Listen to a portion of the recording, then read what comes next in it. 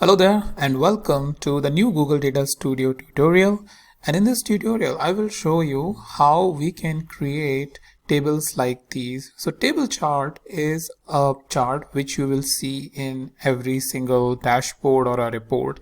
And for some reasons, the management really loves it. I mean, it shows direct values as compared to the visualization. Though visualization is really helpful in knowing from the visual perspective that how much is the contribution of dimension values, like in this case technology, office supplies and all, but the actual value have some sort of an obsession, which I've seen personally in my case as well, that management would love to see these things, as well as indicators like this, which is something like comparison with the previous period or comparison with some sort of as per their business rules.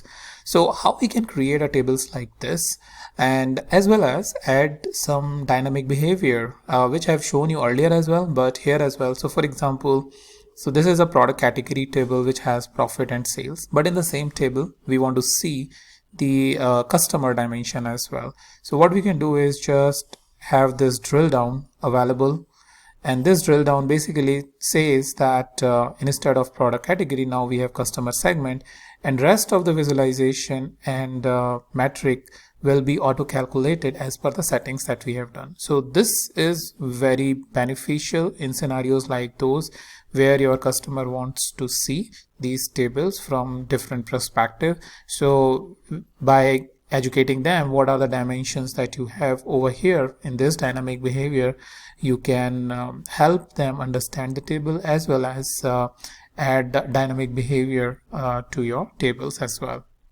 Alright, so let's go ahead and see how we can create tables. So let's come over here in the edit mode, and what I'll do is remove this table and I'll go into the chart.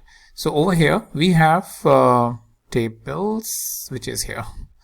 Okay, so we have table over here, which is a simple table. Then we have table with the bars. That means along with the table values you will have the bars, and then you have the table with the heat map. So on the values you will have a heat map or a color coding based on how high or low the value is. So what you do is create a table over here first of all, and create in alignment with this. I'll just extend this little bit, and by default you will see that you have the product category as profit. Now product category and profit is the default fields. If you need to add one more metric, like let's say for example sales, you can come over here in the metric section and say search for sales. So now you have sales and profit. So generally sales comes first, so what I'll do is bring this up by dragging it up, and this way your structure will change as well. So it's very straightforward, as you can see, and I'm just dragging the sections over here so that they are properly or evenly distributed. Now after that you have a couple of things. For example, you can add the dimension over here. So product category, you can have, say for example, customer segment as over here. So this customer segment is now part of this table, but this is not the dynamic behavior which I have shown you earlier. As you can see, this table has for each product category you have the customer segment. So product category is technology, then you have corporate, technology, small business, technology, home office. That means it's a breakdown of product category by the customer segment.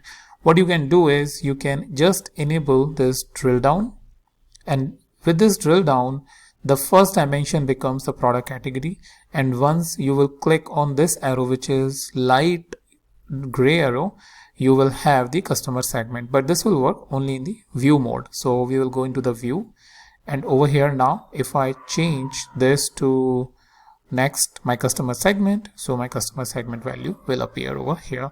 So that's the most basic settings that you need to do to create a matrix.